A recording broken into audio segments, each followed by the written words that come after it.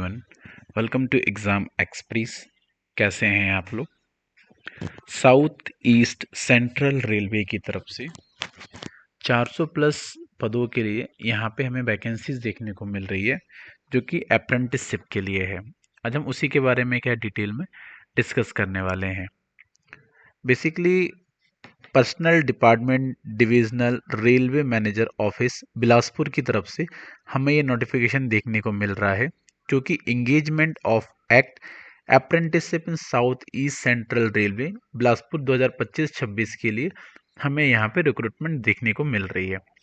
Basically apprenticeship क्या होता है? ये एक 1 ईयर का ट्रेनिंग प्रोग्राम होता है, जिसमें गवर्नमेंट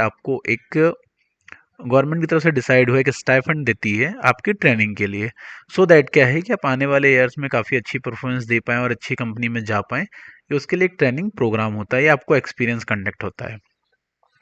यहाँ पे हमें काफ़ी अच्छी वैकेंसीज देखने को मिल रही है।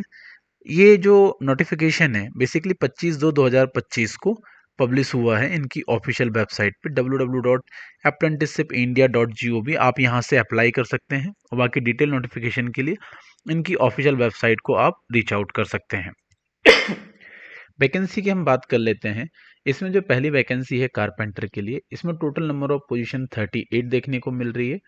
कोपा के लिए 100 वैकेंसीज देखने को मिल रही है। ड्राफ्टमैन हम सिविल में बात करें तो 11 वैकेंसी देखने को मिल रही है।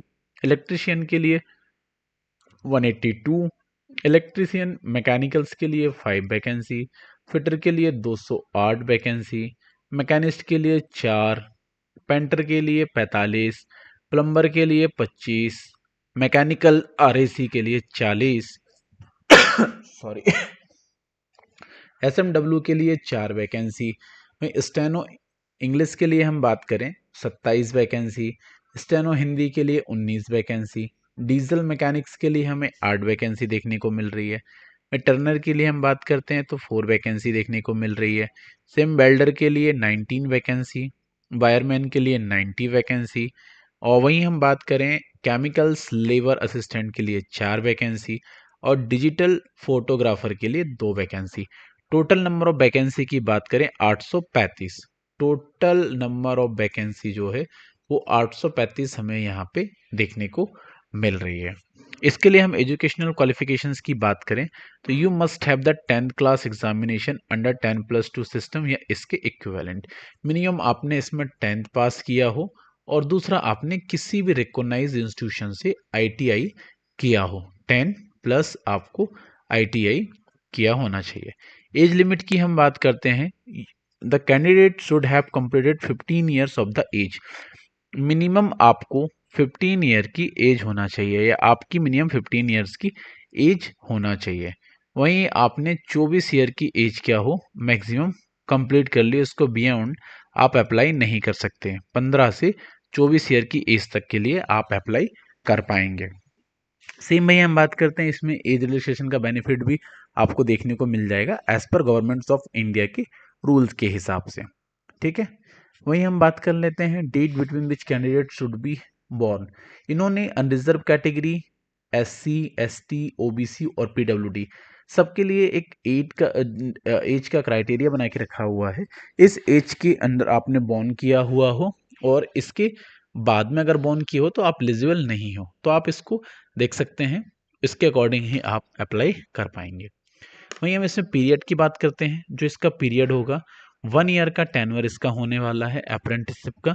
उसके बाद में आप या तो टर्मिनेट कर दिए जाओगे या फिर आप बेटर अपॉर्चुनिटी देके आप किसी अच्छे ऑर्गेनाइजेशन में जा सकते हो। ठीक है, वहीं हम बात करें criteria for preparing merit list, minimum 50% आपके एग्रीगेट मार्क्स आने चाहिए।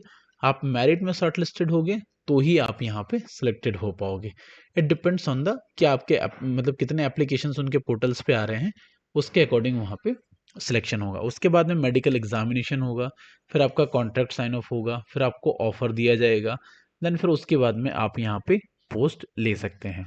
इंपॉर्टेंट डेट की बात करें हम, फॉर्म फिल करने की जो स्टार्टिंग डेट है 25/2/2025 से फॉर्म फिल होना क्या स्टार्ट हो रहे हैं, और लास्ट डेट की हम बात करें तो 25/3/2025 तक आप फॉर्म फिल कर सकते हैं।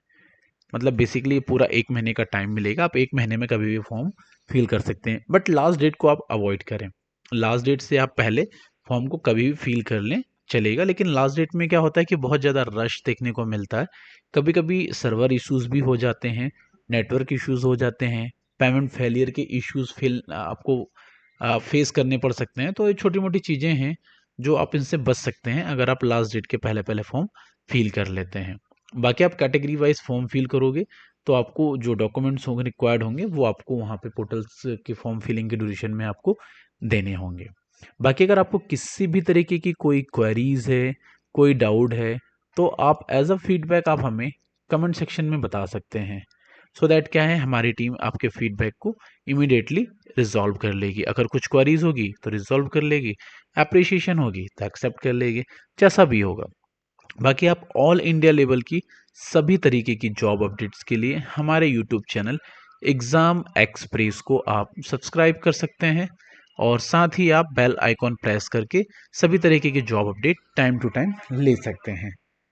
बाकी इस वीडियो को आप लाइक करना मत भूलिए, ज़्यादा से ज़्यादा लाइक करिए। जिसको नीड है आपके फ्रेंड सर्कल में जो अवेयर नहीं है, आप उसको ये नोटिफिकेशन या ये लिंक भी शेयर कर सकते हैं, सो दैट क्या है वो इस जॉब का बेनिफिट ले पाए। तो होपफुली आज की वीडियो आपके लिए काफ़ी इन्फॉर्मेटिव होगी और हेल्पफुल भी होगी। तो इसी के साथ हम आज का सेशन यहीं पे क्लोज करते हैं। Signing off this session. Thank you.